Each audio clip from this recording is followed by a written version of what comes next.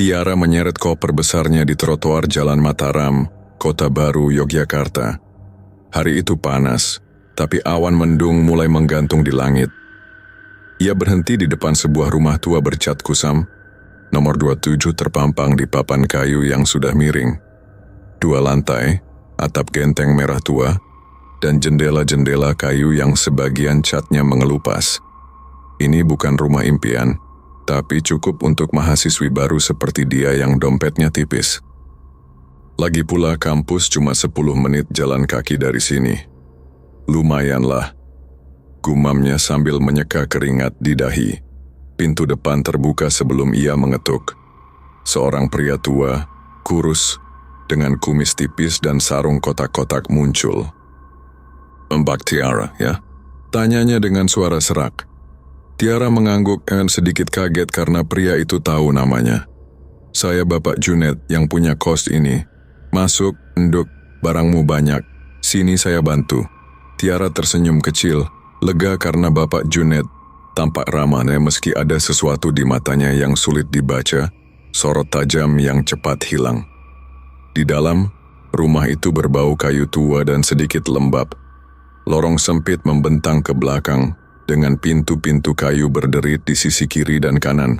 Tiara menghitung cepat, ada 7 pintu, tapi hanya 1 yang terlihat baru dicat ulang.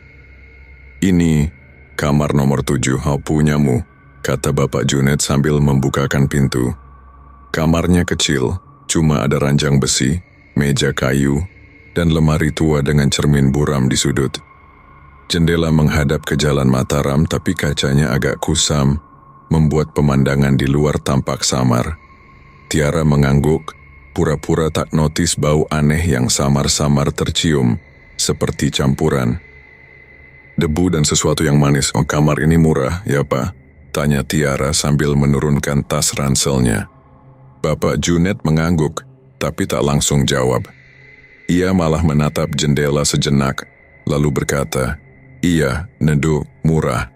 Tapi ingat, jangan buka jendela malam-malam. Anginnya dingin, bisa masuk angin." Tiara cuma mengangguk, menganggap itu saran biasa dari orang tua. Tapi ada nada aneh di suara Bapak Junet, seperti ia sedang menyembunyikan sesuatu. Ia tak bertanya lebih jauh, capek setelah perjalanan jauh dari Jakarta. Setelah Bapak Junet pergi, Tiara mulai membongkar koper.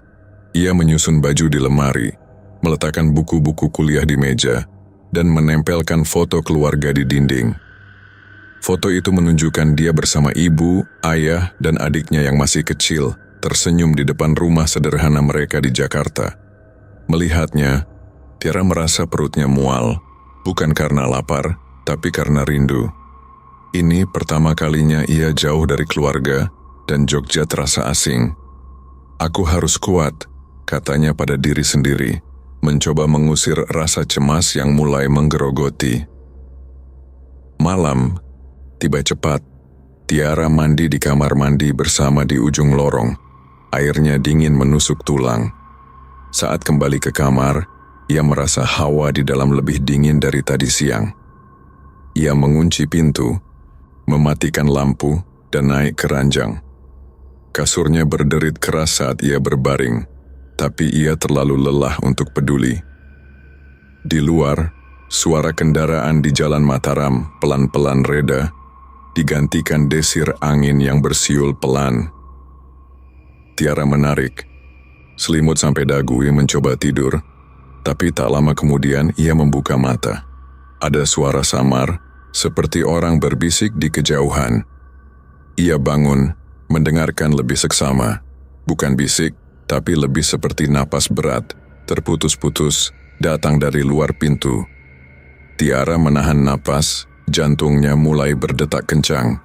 Ia menatap pintu kayu itu, berharap cuma imajinasinya. Suara itu berhenti sejenak, lalu muncul lagi, lebih dekat, tepat di balik pintu. "Siapa?" tanyanya pelan, suaranya gemetar, tak ada jawaban. Hanya keheningan yang tiba-tiba terasa lebih berat. Tiara turun dari ranjang, kakinya dingin menyentuh lantai kayu. Ia mendekati pintu, tangannya ragu-ragu menyentuh kenop. Hawa dingin menusuk dari celah-celah kayu, membuat bulu kuduknya berdiri. Ia menarik napas dalam, lalu membuka pintu perlahan. Lorong di depannya kosong, gelap, hanya diterangi lampu temaram di ujung. Tak ada siapa-siapa, tapi bau manis yang tadi samar kini lebih kuat, seperti bunga yang sudah layu terlalu lama.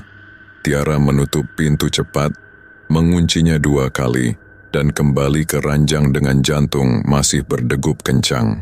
Itu cuma angin, katanya berulang-ulang, mencoba meyakinkan diri sendiri. Tapi di dalam hati ia tahu ada yang salah dengan kamar ini. Ia menatap jendela yang tertutup rapat. Ingat peringatan Bapak Junet. Malam itu ia tidur dengan lampu menyala, selimut menutupi kepala, dan rasa takut yang tak bisa ia tepis. Besok, ia akan mulai kuliah, tapi pikirannya sudah dipenuhi bayang-bayang aneh dari rumah tua ini. Yogyakarta, yang tadinya ia harapkan jadi tempat baru yang menyenangkan, kini terasa seperti misteri yang menunggu untuk dibongkar. Malam kedua di kos itu, Tiara sudah lebih siap. Ia pulang dari kampus sore tadi, membawa buku catatan dan sebotol air mineral yang ia beli di minimarket dekat Jalan Mataram. Hari pertamanya di kelas lumayan lancar, meski ia masih kikuk karena belum punya teman dekat. Pikirannya penuh dengan jadwal kuliah dan tugas pertama. Tapi ada sesuatu yang mengganjal, suara aneh semalam.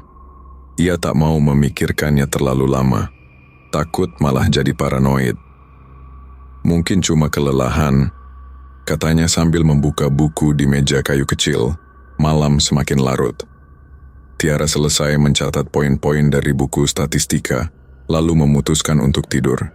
Ia sudah mandi, mengganti baju dengan kaos longgar dan celana pendek, lalu mematikan lampu meja. Cahaya lampu tidur di sudut kamar menyisakan bayangan samar di dinding kayu. Ia naik ke ranjang, menarik selimut, dan menutup mata.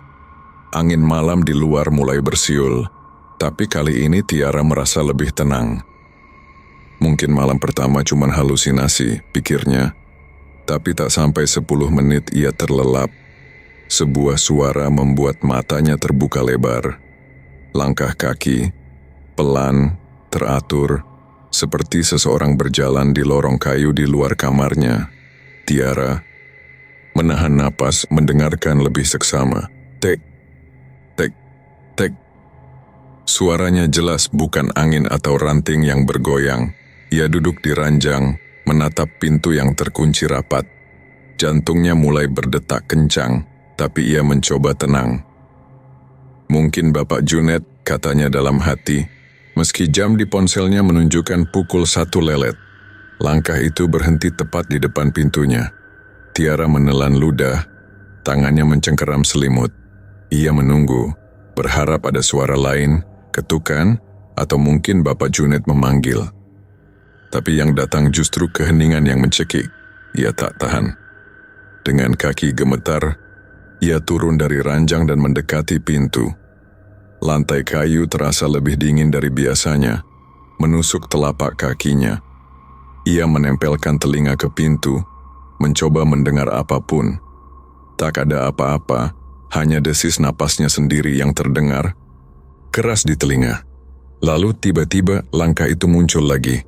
Tek, tek, kali ini menjauh, menuju ujung lorong. Tiara tak berpikir 2 kali. Ia membuka kunci pintu, menarik gagangnya pelan, dan mengintip keluar. Lorong itu gelap, lampu temaram di ujung, cuma menyisakan cahaya kuning yang samar. Ia melihat sesuatu, bayangan hitam, tinggi, bergerak perlahan ke arah tangga. Bukan Bapak Junet, pikirnya, karena sosok itu terlalu kurus dan gerakannya aneh, seperti melayang. Tiara menutup pintu cepat, menguncinya lagi, dan mundur sampai punggungnya, menyentuh dinding. Napasnya tersengal.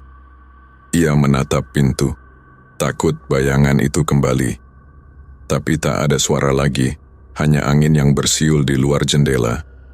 Tiara duduk di lantai, memeluk lutut mencoba mengatur napas. "Aku nggak gila," katanya berulang-ulang, meski suaranya gemetar. Ia ingin lari ke kamar Bapak Junet, tapi jam segini pasti pintu depan sudah dikunci. Lagi pula, apa yang mau ia katakan? Bahwa ia dengar langkah kaki dan lihat bayangan. Bapak Junet pasti cuma bilang itu cuma angin, seperti semalam. Pagi harinya, Tiara bangun dengan kepala pening. Matanya sembab karena hampir tak tidur. Ia memutuskan untuk tanya Bapak Junet, sekadar memastikan. Saat sarapan di ruang tengah cuma roti tawar dan teh manis, ia membuka obrolan.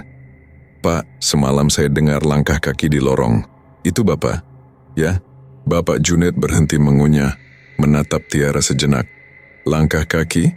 Jam berapa, Nduk?" tanyanya. Suaranya datar. "Sekitar jam 1, jawab Tiara. Pria tua itu mengangguk pelan, lalu tersenyum kecil.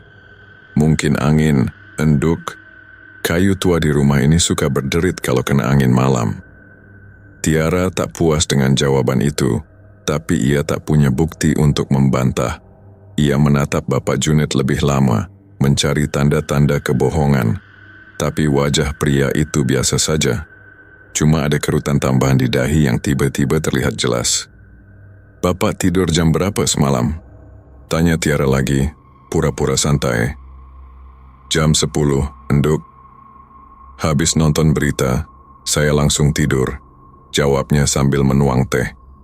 Tiara mengangguk, tapi dalam hati ia yakin itu bukan Bapak Junet. Sepanjang hari di kampus, pikiran Tiara tak bisa lepas dari suara langkah itu. Ia duduk di kelas mencatat materi, tapi tangannya sesekali berhenti, teringat bayangan di lorong. Ia tak cerita ke siapapun, takut dianggap aneh. Pulang ke kos sore itu, ia sengaja lelet-lelet di jalan, mampir ke warung kecil untuk beli camilan, berharap malam tak cepat datang. Tapi matahari tetap tenggelam, dan saat ia sampai di kos, rumah tua itu terlihat lebih gelap dari biasanya. Malam itu, Tiara tidur dengan lampu menyala. Ia taruh ponsel di samping bantal, siap merekam kalau suara itu muncul lagi. Tapi sampai pagi, tak ada apa-apa. Lorong itu sunyi, seperti tak pernah ada langkah kaki semalam. Tiara bangun dengan perasaan campur aduk, lega, tapi juga curiga. Ia mulai bertanya-tanya, apa yang sebenarnya ada di rumah ini? Dan kenapa Bapak Junet terlihat tak terkejut dengan ceritanya? Satu hal yang pasti, ia tak mau malam ketiga jadi lebih buruk. Hari ketiga di Jogja, Tiara mulai merasa sedikit nyaman dengan rutinitasnya. Pagi itu, ia bangun lebih pagi, mandi cepat, dan bersiap ke kampus. Ia sengaja tak memikirkan suara langkah semalam lagi, menganggapnya cuma imajinasi karena capek. Di kelas, ia duduk di baris tengah, mencatat materi pengantar ekonomi, sambil sesekali melirik mahasiswa lain yang sudah mulai akrab satu sama lain. Ia ingin ikut ngobrol tapi masih malu, jadi cuma tersenyum kecil kalau ada yang menyapa. Pulang dari kampus, Tiara mampir ke toko kecil di Jalan Mataram. Ia beli sisir baru karena sisir lamanya patah. "Kemarin, Mbak, yang ini berapa?" tanyanya pada penjaga toko, seorang ibu-ibu ramah dengan rambut disanggul. 5.000, Dek, jawabnya sambil tersenyum. Tiara mengangguk, bayar, dan buru-buru pulang karena langit mulai mendung. Ia tak suka hujan, apalagi di kos, yang sudah terasa dingin tanpa itu. Sampai di kamar nomor 7, Tiara langsung duduk di depan meja. Ia membuka tas, mengeluarkan sisir baru, dan memutuskan untuk menyisir rambut sebelum makan malam. Di sudut kamar, ada lemari tua dengan cermin besar yang buram. Tiara berdiri di depannya, mulai menyisir rambut panjangnya yang sedikit kusut. Cahaya lampu tidur menyinari wajahnya, tapi cermin itu membuatnya terlihat lebih pucat dari biasanya. "Mukaku kok jelek banget di sini," gumamnya sambil cengengesan sendiri. Tapi, Saat ia menarik sisir ke bawah untuk ketiga kalinya, sesuatu di cermin membuat tangannya berhenti. Di belakang pantulan wajahnya ada bayangan lain. Seorang wanita berdiri diam, dengan kulit putih seperti kapur dan mata hitam kosong. Rambutnya panjang, hitam dan basah, menempel di wajahnya yang tak berekspresi. Tiara membeku, napasnya tertahan di tenggorokan. Ia tak berani menoleh, takut bayangan itu benar-benar ada di belakangnya. Dengan tangan gemetar, ia menatap cermin lebih lama. Wanita itu tak bergerak, cuma menatap balik dengan mata yang terasa menusuk. Tiara menelan ludah, lalu pelan-pelan memutar kepala ke belakang. Kosong, hanya dinding. Kayu dan ranjang besi di sana. Ia menoleh lagi ke cermin, dan wanita itu sudah hilang. Pantulan cermin kembali normal. Cuma ada wajahnya sendiri yang sekarang pucat ketakutan. Sisir di tangannya jatuh ke lantai, berbunyi keras di keheningan kamar. Tiara mundur sampai punggungnya menempel di dinding. Jantungnya berdegup kencang, tangannya dingin. "Aku nggak salah lihat," katanya pelan, mencoba meyakinkan diri sendiri. Ia menatap cermin itu lagi, tapi tak berani mendekat. Pikirannya berputar cepat. Apa itu halusinasi? Atau ada yang salah dengan kamar ini? Ia ingat suara langkah semalam, tapi ini beda. Ini nyata. Ia lihat dengan mata kepala sendiri. Malam itu, Tiara tak bisa tidur nyenyak. Ia pindah duduk di ranjang, menjauh dari cermin, dan menyalakan semua lampu yang ada. Ponselnya ia pegang erat, membuka galeri foto keluarga untuk menenangkan diri. Tapi setiap kali matanya melirik ke cermin, ia merasa ada yang mengintip dari balik kaca buram itu. Ia taruh jaket di atas cermin, menutupinya sepenuhnya, berharap itu cukup untuk menghentikan perasaan takutnya. Pagi harinya, Tiara bangun dengan badan pegal. Ia tak cerita ke Bapak Junet, takut pria tua itu cuma bilang mimpi buruk lagi. Tapi saat sarapan, telur ceplok dan nasi sisa kemarin, ia tak tahan untuk tanya sesuatu. "Pak, cermin di kamar saya itu punya siapa dulu?" Bapak Junet mengangkat alis lalu menjawab sambil mengunyah. "Oh, itu cermin lama, Nduk. Sudah ada sejak saya beli rumah ini." "Kenapa?" Tiara ragu, lalu bilang, "Nggak apa-apa, cuma buram banget, susah buat ngaca." Bapak Junet cuma mengangguk, tak bilang apa-apa lagi. Tapi Tiara notis tangan pria itu berhenti mengaduk teh sejenak, seperti ia tahu sesuatu tapi tak mau cerita.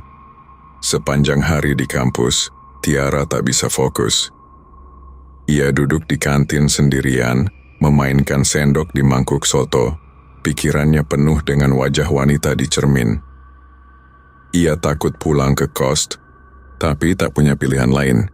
Dompetnya cuma berisi 2 lembar 10.000, tak cukup untuk cari tempat baru. Sore itu, Tiara sengaja pulang lebih lambat. Ia mampir ke taman kecil dekat kampus, duduk di bangku kayu, menatap anak-anak main layangan. Tapi bayangan wanita itu terus muncul di kepalanya, seperti film yang diputar ulang. Saat akhirnya, ia sampai di kos, malam sudah turun. Ia membuka pintu kamar dengan hati-hati, melirik cermin yang masih tertutup jaket. Ia tak berani membukanya, memilih tidur dengan posisi membelakangi lemari. Tapi di dalam hati, ia tahu malam ini mungkin tak akan tenang lagi. Pagi keempat di Jogja, Tiara bangun dengan perasaan sedikit lebih ringan. Ia memutuskan untuk tak terlalu memikirkan cermin semalam. Mungkin matanya yang salah lihat karena capek. Ia buru-buru, mandi, pakai baju rapi, dan berangkat ke kampus dengan semangat baru. Hari ini ada kelas kelompok, dan ia berharap bisa kenal lebih banyak orang. Di kelas, dosen membagi mahasiswa jadi beberapa tim, dan Tiara masuk kelompok bareng 3 orang. Mbak Anis, Risma, dan Risna. Mbak Anis adalah senior tingkat 2, rambutnya pendek sebahu, dan suaranya tegas tapi ramah. "Kamu Tiara, ya? Baru pindah ke Jogja?" Tanyanya sambil membuka laptop. Tiara mengangguk, senang akhirnya ada yang mulai ngobrol. Risma dan Risna, si kembar yang ceria, langsung ikut nimbrung. "Kamu kos di mana, Ra?" tanya Risma sambil nyengir. "Di Kota Baru, Jalan Mataram nomor 27, jawab Tiara. Risma dan Risna saling pandang, lalu Risna bilang, "Oh, rumah tua yang gede itu. Aku pernah lelet di depannya. Kayunya seram banget." Tiara cuma tersenyum kecil, tak mau cerita apa-apa dulu. Kelompok mereka cepat akrab, mengerjakan tugas presentasi tentang ekonomi lokal. Mbak Anis yang paling banyak ngatur, sementara Risma dan Risna bikin suasana jadi rame dengan candaan mereka. Setelah kelas selesai, Mbak Anis ajak makan bareng. "Ayo ke warung Bu Darmi deket sini, pecel lelenya enak," katanya. Tiara setuju. Senang punya teman baru. Warung Bu Darmi cuma 5 menit dari kampus. Sebuah bangunan sederhana dengan atap seng dan meja-meja plastik. Bau ikan goreng langsung tercium begitu mereka masuk. Bu Darmi, ibu-ibu gemuk dengan celemek merah, menyapa mereka dari dapur. "Wah, anak-anak kampus datang lagi. Mau apa hari ini?" tanyanya sambil tersenyum lebar.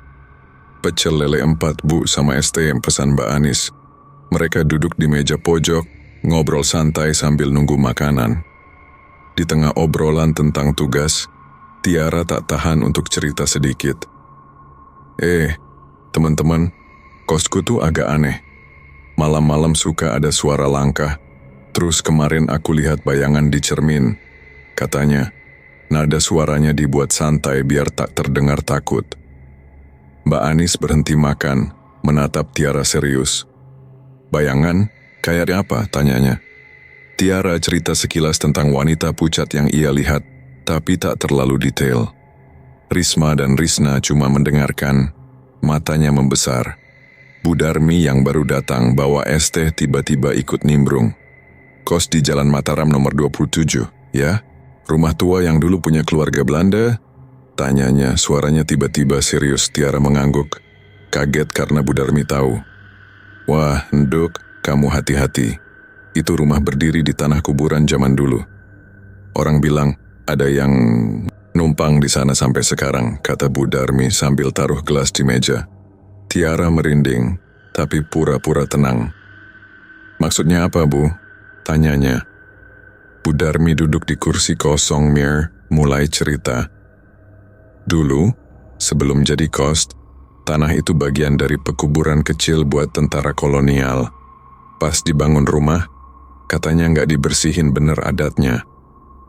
Orang-orang tua di sini bilang, ada roh yang masih gentayangan, suka ganggu yang tinggal di sana." Mbak Anis mengangguk, kayak sudah pernah dengar cerita ini. "Aku juga dengar gitu, Ra. Makanya jarang ada yang betah lama di kos itu," tambahnya. Tiara tak tahu harus bilang apa. Ia cuma nyengir kecut, tapi perutnya mulai mules. Risma nyoba bercanda. "Wah, Tiara, kamu punya teman gaib dong sekarang." Tapi Risna cepatnya cubit kakaknya. "Udah, jangan bercanda gitu, kasihan." Bu Darmi menatap Tiara, lalu bilang, "Nduk, taruh bawang putih di bawah bantalmu malam ini. Itu cara lama buat usir yang enggak diundang. Terus baca doa sebelum tidur ya." Tiara mengangguk, meski dalam hati ia ragu itu bakal membantu. Sepulang dari warung, Tiara mampir ke minimarket, beli bawang putih 1 siung. Ia tak percaya sepenuhnya sama saran Bu Darmi, tapi tak ada salahnya coba. Di kos, ia taruh bawang itu di bawah bantal, lalu duduk di ranjang sambil buka ponsel. Ia chat Mbak Anis, nanya apa lagi yang ia tahu tentang rumah ini. Mbak Anis balas singkat, "Nanti aku cari tahu, Nanra. Kamu jaga diri aja dulu." Tiara baca pesan itu, lalu melirik ke cermin yang masih tertutup jaket. Ia tak berani buka, takut lihat sesuatu lagi. Malam itu, Tiara tidur dengan bawang di bawah bantal. Bau bawangnya menyengat, tapi entah kenapa malah bikin ia merasa sedikit aman. Ia tak dengar suara aneh, tak lihat bayangan. Tapi saat bangun pagi, ia notice sesuatu. Bawang putih itu sudah tak ada di bawah bantal. Ia cari di selimut, di lantai, bahkan di bawah ranjang, tapi tak ketemu. Jantungnya mulai berdetak kencang lagi. Mungkin jatuh dan aku nggak sadar, katanya mencoba tenang. Tapi di dalam hati, ia tahu itu tak masuk akal. Hari kelima di Jogja, Tiara mulai terbiasa dengan jadwal kuliahnya. Pagi itu, ia bangun dengan perasaan tak enak karena bawang putih yang hilang. Tapi ia buru-buru siap-siap agar tak telat.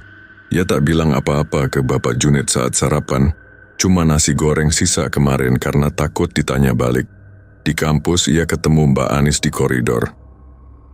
"Ra, aku tanya temanku yang suka cerita mistis.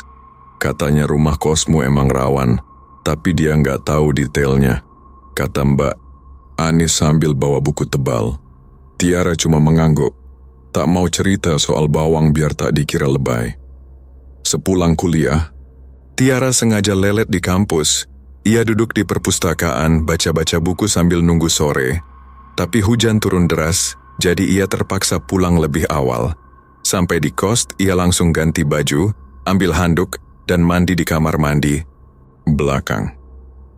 Airnya dingin banget, tapi ia cepat selesai karena tak betah lama-lama di lorong gelap itu. Di kamar, ia duduk di meja, buka laptop, dan coba kerjakan tugas. Tapi pikirannya tak fokus. Terus teringat bawang yang lenyap. Malam tiba dan hujan masih berderum di luar. Tiara matikan laptop, naik ke ranjang, dan tarik selimut. Ia tak pakai bawang lagi, takut hilang entah kemana. Lampu tidur dibiarkan menyala, dan ia pegang ponsel, scroll media sosial biar ngantuk. Tapi sekitar jam 11, ia dengar suara aneh. Bukan langkah kaki, bukan angin, tapi lebih seperti isak pelan. Tiara berhenti scroll, mendengarkan lebih seksama. Suara itu datang dari bawah ranjangnya, seperti anak kecil yang nangis terseduh. Jantung Tiara langsung berdetak kencang. Ia tarik selimut lebih tinggi, berharap suara itu berhenti, tapi malah makin jelas. Pelan tapi menusuk telinga. Tiara tak tahan. Ia duduk menatap lantai kayu di samping ranjang. Tak ada apa-apa, cuma bayangan samar dari lampu. Tapi suara itu tak berhenti. Sekarang bercampur dengan bunyi kecil, seperti kuku yang menggaruk kayu. Ia pegang ponsel erat, jari-jarinya gemetar. Dengan hati-hati, Tiara condongkan badan ke sisi ranjang. Ia tak mau lihat, tapi rasa penasaran lebih besar dari takut. Ia ambil napas dalam lalu melirik ke bawah. Di sana, di kegelapan bawah ranjang, ada tangan kecil pucat yang bergerak, jari-jarinya kurus, kuku-kukunya hitam, dan perlahan merayap ke arah kakinya yang tergantung di sisi ranjang. Tiara menjerit, tarik kaki cepat dan lompat dari ranjang. Ponselnya jatuh, layarnya membentur lantai. Ia berdiri di sudut kamar, napasnya tersengal, menatap ranjang dengan mata membesar.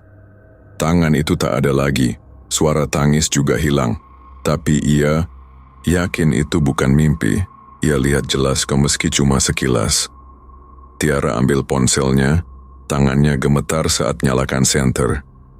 Ia arahkan cahaya ke bawah ranjang, tapi kosong, cuma debu dan sehelai kain tua yang entah dari mana. "Aku nggak gila," katanya pelan. Suaranya hampir tak terdengar. Tiara tak bisa tinggal di kamar lagi malam itu. Ia ambil jaket, buka pintu, dan lari ke ruang tengah. Ia ketuk pintu kamar Bapak Juned keras-keras.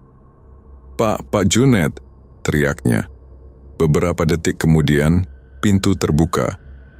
Bapak Juned keluar dengan muka ngantuk, sarungnya kusut. "Ada apa, Nduk? Kok teriak malam-malam?" tanyanya. Suaranya serak. Tiara cerita cepat. "Ada tangan di bawah ranjangku, Pak. Anak kecil, nangis. Terus tangannya nyoba nyamperin aku." Bapak Juned menatap Tiara lama, lalu menghela napas. "Mungkin kamu mimpi buruk, Nduk. Aku cek, ya," katanya, ambil senter dari meja. Mereka kembali ke kamar Tiara, dan Bapak Juned jongkok di samping ranjang. Ia sorotkan senter ke bawah lalu bangkit lagi.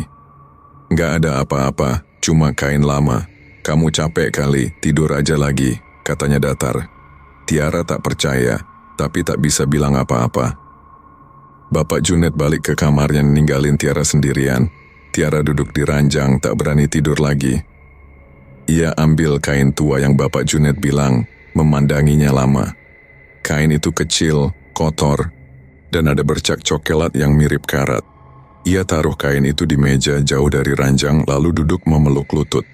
Hujan di luar mulai reda, tapi hawa di kamar makin dingin. Ia buka ponsel, chat Mbak Anis, "Mbak, aku takut banget." Baru aja lihat tangan di bawah ranjang, tapi sinyal jelek, pesannya tak terkirim.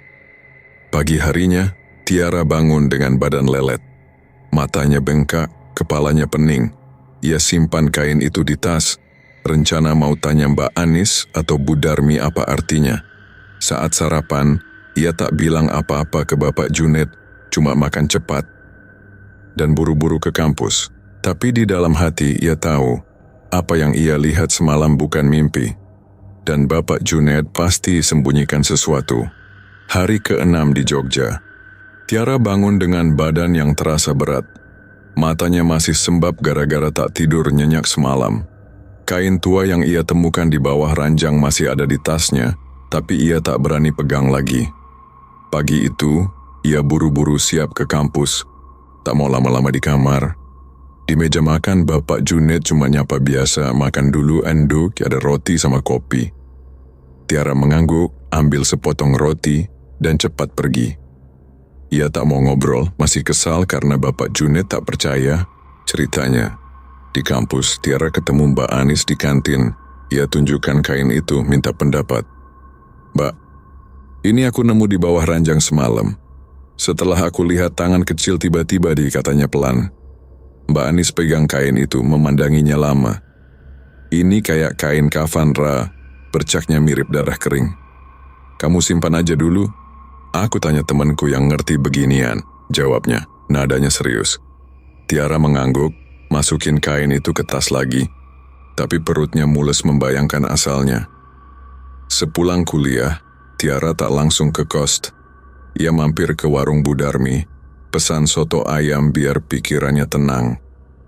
Bu Darmi nyanyi-nyanyi kecil sambil masak, tapi pas lihat muka Tiara, ia berhenti. "Loh, Enduk, kok pucet? Sakit?" tanyanya. Tiara cerita singkat tentang tangan di bawah ranjang. Takut terlalu detail malah bikin panik. Bu Darmi menghela napas. "Wah, itu nggak main-main. Kamu coba kasih garam di sudut kamar, katanya bisa nutup energi buruk." Tiara cuma nyengir, janji bakal coba meski ia ragu. Sampai di kos sore itu, Tiara bawa segenggam garam dari warung. Ia taburkan di 4 sudut kamar, berharap saran Bu Darmi beneran manjur. Malam mulai turun, dan ia duduk di ranjang, buka buku kuliah buat nyamarkan rasa takut. Tapi sekitar jam 10, angin di luar tiba-tiba kencang. Jendela kamar yang biasanya cuma nunjukin jalan Mataram bergetar pelan, kayak ada yang dorong dari luar. Tiara melirik, ingat peringatan Bapak Junet, tapi penasaran mengalahkan takut. Ia bangun, dekati jendela, dan tarik napas dalam sebelum buka gordennya. Apa yang ia lihat bikin kakinya lemas. Bukan jalan Mataram di luar sana, tapi hutan gelap penuh kabut. Pohon-pohon tinggi berdiri rapat, daunnya hitam dan basah, meski tak ada hujan. Cahaya lampu jalan yang biasanya terlihat dari kamar hilang, diganti bayangan samar yang bergerak di antara pepohonan. Tiara mundur, tangannya gemetar menutup gorden lagi. Tapi suara aneh mulai terdengar, gamelan pelan, seperti dari jauh, bikin bulu kuduknya berdiri. Ia duduk di ranjang, menatap jendela yang sekarang tertutup gorden. Gamelan itu makin jelas, iramanya lambat tapi berat, kayak musik pemakaman. Tiara ambil ponsel, nyalakan senter, dan arahkan ke jendela. Ia tak berani buka lagi. Tapi bayangan di balik gorden bergerak pelan seperti ada orang yang lelet di luar. Ini nggak bener, katanya. Suaranya hampir tak terdengar. Ia tarik selimut, tutup kepala, dan coba tidur. Tapi suara gamelan itu terus bergema. Tengah malam, Tiara terbangun karena hawa dingin yang tiba-tiba menusuk. Ia buka selimut, dan gamelan itu sudah berhenti. Tapi jendela sekarang terbuka lebar, meski ia yakin tak menyentuhnya. Kabut dari luar masuk ke kamar, bikin lantai kayu basah. Tiara lompat dari ranjang, buru-buru tutup jendela, dan kunci rapat. Tapi saat ia balik ke ranjang, ia lihat sesuatu di kaca jendela. Pantulan sosok hitam tinggi, berdiri di sudut kamar. Ia menoleh cepat, tapi tak ada apa-apa di sana. Tiara tak bisa tidur lagi. Ia duduk di lantai, dekat pintu, menjauh dari jendela. Ponselnya ia pegang erat, coba chat Mbak Anis, tapi sinyal hilang total. Ia taruh garam tambahan di depan jendela, berharap itu cukup. Pagi harinya, saat bangun, jendela kembali normal, nunjukin jalan Mataram seperti biasa, tapi lantai masih basah, dan garam yang ia tabur jadi hitam, kayak gosong. Tiara ambil sapu, bersihin cepat, dan simpan garam itu di plastik. Ia takut, tapi tak tahu harus lari kemana. Saat sarapan, ia tanya Bapak Junet, "Pak, apa pernah ada yang bilang jendela kamar nomor 7 aneh?" Bapak Junet berhenti ngunyah, menatap Tiara lama. "Aneh gimana, Enduk?" tanyanya, nadanya datar. Tiara cerita soal hutan dan gamelan, tapi Bapak Junet cuma geleng kepala. "Mungkin kamu kebanyakan nonton film horor, Enduk. Itu cuma jalan biasa," katanya, lalu lanjut makan. Tiara tak percaya, tapi tak punya tenaga buat debat. Ia tahu apa yang ia lihat semalam nyata, dan itu bukan akhirnya. Hari ke-7 di Jogja, Tiara bangun dengan kepala yang terasa penuh. Ia tak bisa lupain hutan di balik jendela semalam, apalagi garam yang jadi hitam. Pagi itu ia buru-buru mandi dan siap ke kampusnya, berharap suasana di luar bisa bikin pikirannya jernih. Di meja makan, Bapak Junet tak banyak bicara, cuma nyodorin segelas teh hangat. Tiara minum cepat, lalu pergi tanpa ngobrol lebih lama. Ia tak mau tanya apa-apa lagi. Jawaban Bapak Junet selalu sama, dan itu bikin ia tambah kesal. Di kampus, Tiara ketemu Risma dan Risna di kelas. Si kembar ini lagi ribut soal tugas kelompok yang belum selesai. "Ra, kamu bantu bikin slide-nya ya. Kita presentasi besok," kata Risma sambil nyengir. Tiara setuju, senang ada distraksi dari pikiran buruknya.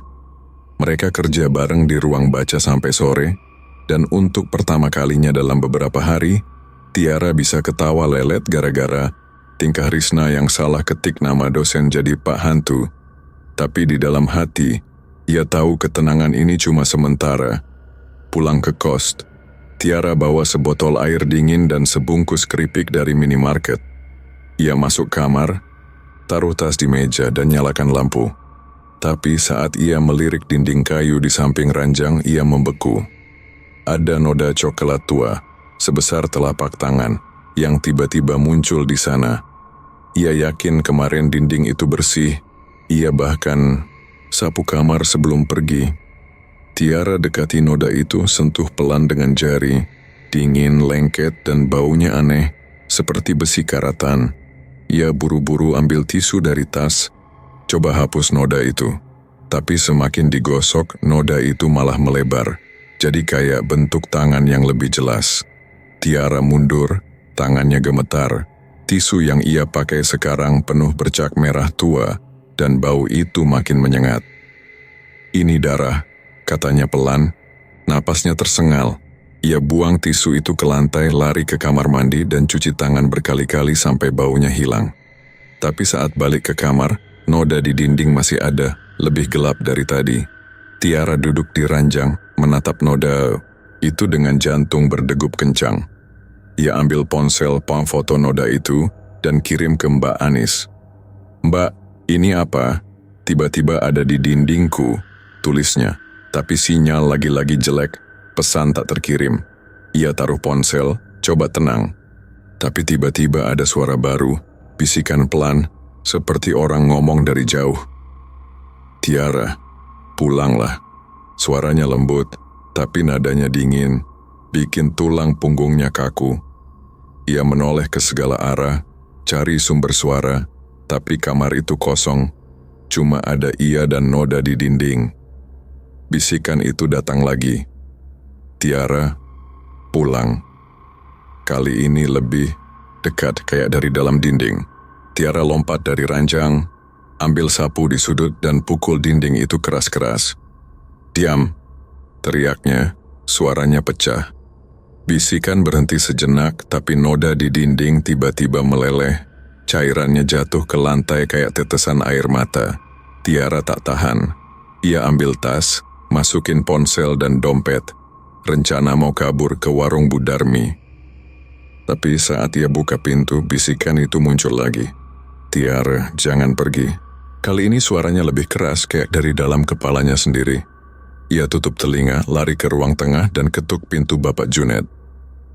"Pak, ada suara di kamar saya," teriaknya. Bapak Junet buka pintu, muka ngantuk tapi matanya tajam. "Suara apa, Nduk?" tanyanya. Tiara cerita soal noda dan bisikan, tangannya masih gemetar. Bapak Junet ikut ke kamar, lihat dinding, dan cuma geleng kepala. "Ini cuma kayu lama, Nduk. Mungkin bocor dari atas, baunya aja yang bikin kamu takut," katanya, sambil pegang noda itu. Tapi Tiara notis jari Bapak Junet gemetar sedikit meski mukanya datar. "Terus suaranya?" tanya Tiara, nadanya tinggi. "Angin, Nduk. Rumah tua gini suka ada suara aneh," jawabnya, lalu balik ke kamarnya tanpa lihat Tiara lagi. Tiara tak percaya, tapi ia tak punya tenaga buat ribut. Ia balik ke kamar, kunci pintu, dan duduk di lantai jauh dari dinding. Noda itu masih ada, tapi tak meleleh lagi. Bisikan juga hilang, diganti keheningan yang bikin ia tambah takut. Ia ambil ponsel, rekam suara sekitar kamar selama 5 menit, berharap nangkap sesuatu. Tapi saat ia putar ulang cuman ada derau statis, tak ada bisikan. "Aku nggak gila," katanya, matanya berkaca-kaca. Pagi harinya, Tiara bangun dengan lelet. Noda di dinding masih ada tapi baunya hilang. Ia simpan tisu berdarah di plastik, rencana mau tunjukin ke Mbak Anis. Saat sarapan, ia tak bicara sama Bapak Junet, cuma makan cepat dan pergi. Di dalam hati, ia tahu, malam ini bakal jadi malam terakhir ia tahan di kamar itu. Ia harus cari cara keluar, sebelum bisikan itu beneran bikin ia pulang. Kemanapun pulang itu maksudnya. Hari ke-8 di Jogja, Tiara bangun dengan tekad baru. Ia tak mau terus ketakutan di kamar itu. Pagi itu ia simpan tisu berdarah di tas, lalu buru-buru ke kampus. Di kelas ia ketemu Mbak Anis, Risma, dan Risna untuk presentasi kelompok. Mereka selesai cepat, dan dosen kasih pujian. "Bagus kerja kalian," katanya, bikin Tiara sedikit lega. Setelah kelas, ia tunjukkan tisu itu ke Mbak Anis di koridor. "Mbak, ini dari noda di dindingku. Aku takut banget," katanya. Suaranya pelan. Mbak Anis pegang plastik itu, mukanya langsung tegang. "Ini bau darah beneran, Ra. Aku bawa ke temanku yang ngerti ritual. Kamu tunggu kabar ya," katanya. Tiara mengangguk. Senang akhirnya ada yang percaya. Risma dan Risna ikut dengar, tapi cuma diam, takut bercanda kayak biasanya. "Kamu hati-hati, Ra," kata Risna pelan sebelum mereka pisah. Tiara balik ke kos dengan perasaan campur aduk. Takutnya tapi ada harapan kecil. Sore itu, Tiara mampir ke toko kecil, beli lilin dan korek api. Ia ingat cerita ibunya dulu, katanya lilin bisa bikin suasana tenang. Sampai di kamar, ia nyalakan lilin kecil di meja, taruh di piring. Plastik biar aman. Cahayanya kuning lembut, bikin kamar tak terlalu seram. Ia duduk di ranjang, buka buku, dan coba fokus ke tugas. Noda di dinding masih ada, tapi ia pilih tak lihat ke sana, tak mau pikirannya kacau lagi. Malam tiba dan angin di luar mulai bersiul pelan. Tiara matikan lampu tidur, biar cuma lilin yang nyala. Ia tarik selimut, coba tidur sambil dengar suara kecil dari lilin yang meleleh. Tapi sekitar jam 2 pagi, ia terbangun karena perasaan aneh, kayak ada yang ngeliatin. Matanya perlahan terbuka, dan ia lihat sesuatu di sudut kamar, dekat lemari. Sosok itu duduk diam, menatapnya dengan kepala sedikit miring. Tiara bangun pelan, jantungnya berdetak kencang. Cahaya lilin samar, tapi cukup buat lihat jelas. Sosok itu mirip dia sendiri. Wajahnya sama, rambutnya sama, tapi kulitnya pucat banget. Kayak mayat. Mata sosok itu hitam pekat tanpa sinar, dan mulutnya tersenyum tipis mengerikan. Tiara tarik napas tak percaya apa yang ia lihat. "Siapa kamu?" tanyanya, suaranya gemetar. Sosok itu tak jawab, cuma miringkan kepala lebih jauh. Senyumnya melebar. Tiara lompat dari ranjang, nyalakan lampu tidur dengan tangan gemetar. Tapi saat cahaya terang, sosok itu hilang. Sudut kamar kosong. Cuma lemari tua yang berdiri diam. Tiara duduk di lantai, napasnya tersengal. "Aku nggak mimpi," katanya. "Coba yakinin diri sendiri." Ia ambil ponsel, nyalakan kamera, dan arahin ke sudut itu. Tak ada apa-apa di layar, tapi ia yakin sosok itu nyata, terlalu jelas buat cuma khayalan. 5 menit kemudian, lampu tidur tiba-tiba mati sendiri. Tiara buru-buru nyalakan lagi, tapi saat cahaya kembali, sosok itu muncul lagi di sudut. Kali ini berdiri, lebih dekat ke ranjang. "Aku kamu," katanya pelan, suaranya mirip Tiara tapi dingin dan bergetar. Tiara menjerit, lempar bantal ke arah sosok itu, tapi bantal cuma jatuh ke lantai. Sosok itu tak bergerak, cuma berdiri menatap dengan senyum yang tak hilang. Tiara lari ke pintu, buka kunci, dan buru-buru ke ruang tengah. Ia duduk di sofa tua, pegang ponsel, dan coba telepon Mbak Anis. Tapi sinyal mati, layar cuma nunjukin no service. Ia tarik napas dalam, coba tenang, tapi bayangan sosok itu terus muncul di kepalanya. Ia tak berani balik ke kamar, memilih duduk di sofa sampai pagi. Lilin di kamar dibiarkan nyala, dan ia harap itu cukup buat jauhin apapun yang ada di sana. Pagi harinya, Tiara bangun dengan badan pegal. Ia balik ke kamar, lihat lilin sudah mati, tinggal sisa lelehan. Di piring, sudut kamar kosong, tak ada sosok aneh. Tapi saat ia ambil ponsel, ia lihat foto yang ia ambil semalam. Di sudut layar ada bayangan samar, wajahnya sendiri, tapi pucat dan tersenyum. Tiara hapus foto itu cepat, tangannya dingin. Ia tak cerita ke Bapak Junet saat sarapan.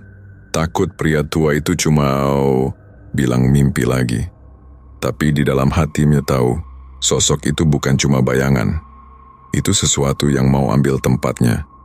Saat ke kampus, Tiara chat Mbak Anis, "Mbak, aku lihat diriku sendiri semalam. Aku takut banget." Mbak Anis balas cepat, "Sore ketemu di warung Budarmi. Aku bawa kabar dari temanku." Tiara simpan ponsel, berharap ada jawaban sore nanti. Tapi sepanjang hari, ia merasa ada yang ngeliatin dari belakang. Meski setiap kali menoleh tak ada siapa-siapa. Hari ke-9 di Jogja, Tiara bangun dengan perasaan yang lebih buruk dari sebelumnya. Bayangan dirinya sendiri semalam masih terngiang, bikin ia takut buka mata terlalu lama. Pagi itu, ia buru-buru siap ke kampus, tak peduli badannya lelet. Di meja makan, Bapak Junet cuma taruh sepiring nasi dan tempe goreng tanpa ngomong apa-apa. Tiara makan cepat, lalu pergi, tak mau lihat muka pria tua itu yang kayak sengaja cuek. Di kampus Tiara tak bisa konsen. Ia duduk di kelas pegang pulpen, tapi tangannya cuma coret-coret kertas tanpa tujuan. Risma nyamperin, "Ra, kamu sakit? Mukamu pucat banget," tanyanya, nadanya khawatir. Tiara cuma geleng kepala, "Nggak apa-apa, cuma kurang tidur." Ia tak mau cerita, Takut Risma dan Risna malah jadi takut deketin dia. Sepanjang hari, ia cuma nunggu sore buat ketemu Mbak Anis dan berharap ada kabar yang bikin semua jelas. Sore itu, Tiara sampai di warung Bu Darmi lebih cepat dari janjian. Ia pesan es jeruk, duduk di meja pojok, dan mainin sedotan sambil nunggu. Tak lama, Mbak Anis datang, bawa tas kain yang kelihatan berat. "Ra, aku udah tanya temanku. Dia bilang kamar nomor 7 di kosmu itu pintu ke tempat lain. Kain berdarah sama bayangan dirimu itu tanda ada yang mau tarik kamu ke sana," katanya. "Serius?" Tiara menelan ludah. "Maksudnya apa, Mbak?" Mbak Anis tarik napas. "Katanya ada roh penjaga yang marah, namanya Mbah Rojo.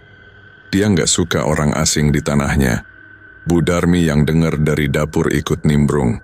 Mbah Rojo itu cerita lama, Nduk. Dulu dia penjaga kuburan. Di situ gak mati tragis pas zaman Belanda. Orang bilang, dia masih jaga tanah itu sampai sekarang," katanya sambil bawa piring kosong. Tiara tak tahu harus bilang apa, cuma pegang gelas erat-erat. Mbak Anis kasih saran, "Malam ini, kamu tidur sama lilin nyala, terus baca doa yang aku kasih. Besok aku bantu cari cara nutup pintu itu." Tiara mengangguk, ambil kertas kecil dari Mbak Anis yang bertulisan doa pendek. Pulang ke kos, Tiara bawa lilin baru dari warung.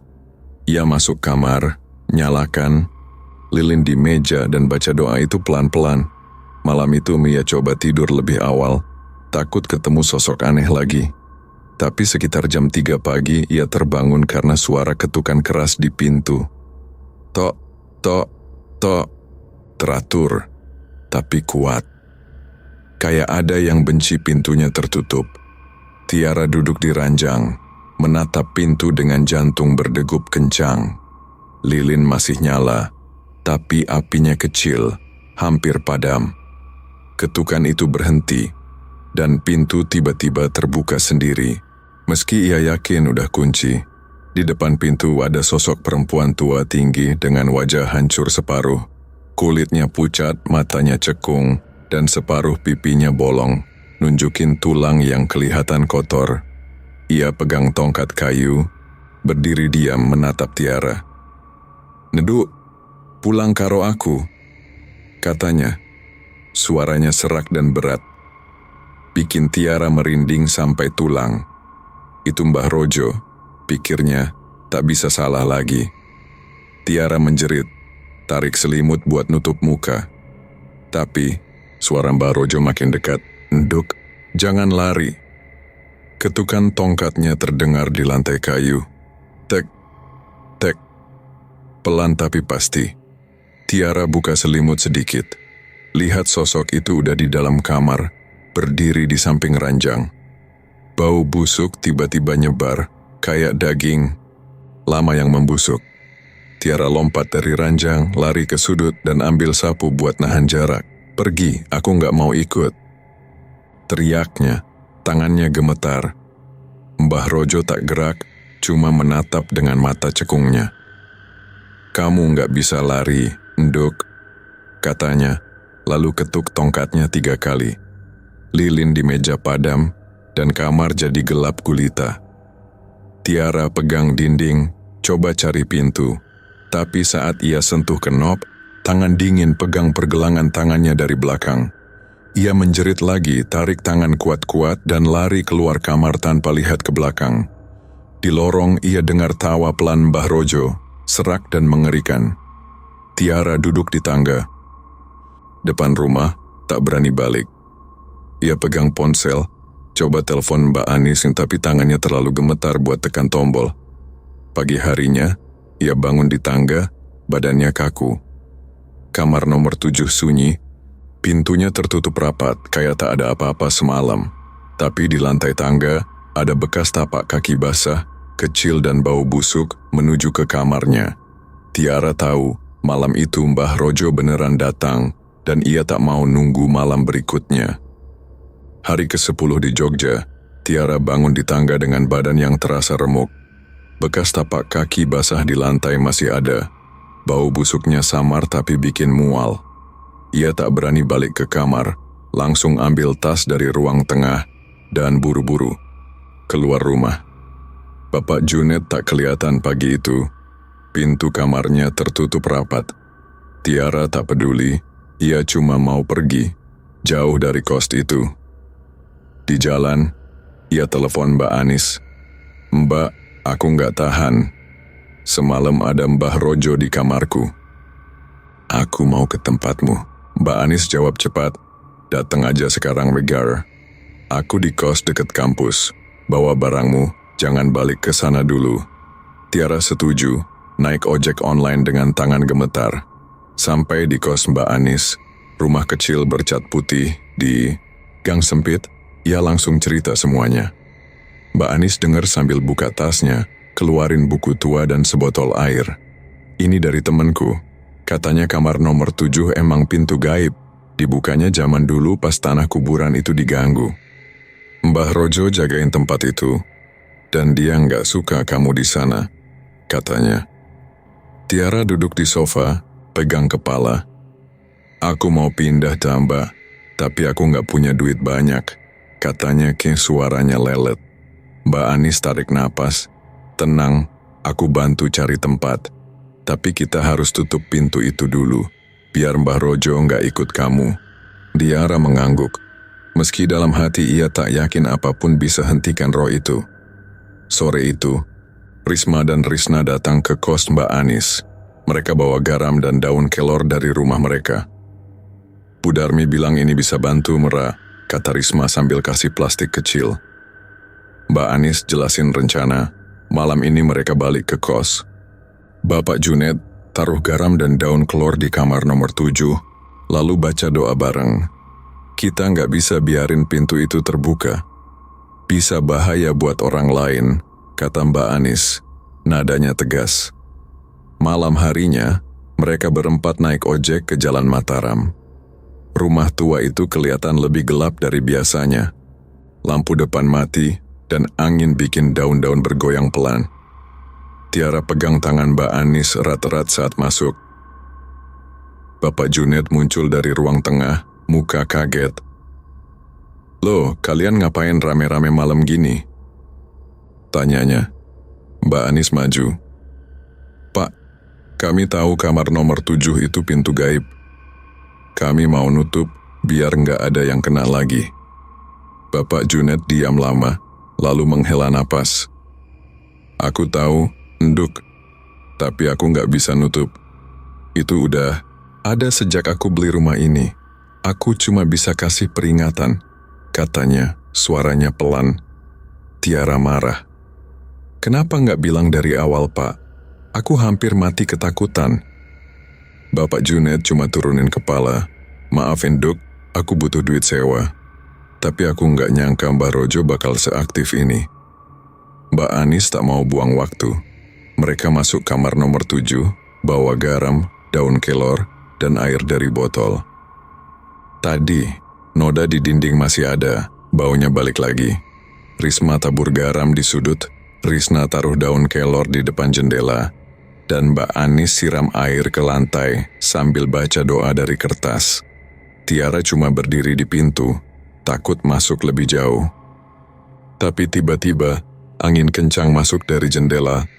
Padahal tertutup rapat, lilin yang mereka bawa padam dan suara ketukan tongkat terdengar lagi. Tek, tek. Mbah Rojo muncul di sudut kamar, wajahnya lebih hancur dari semalam. "Kalian gak bisa nutup aku," katanya, suaranya bergema. Risma dan Risna menjerit, lari ke belakang Tiara.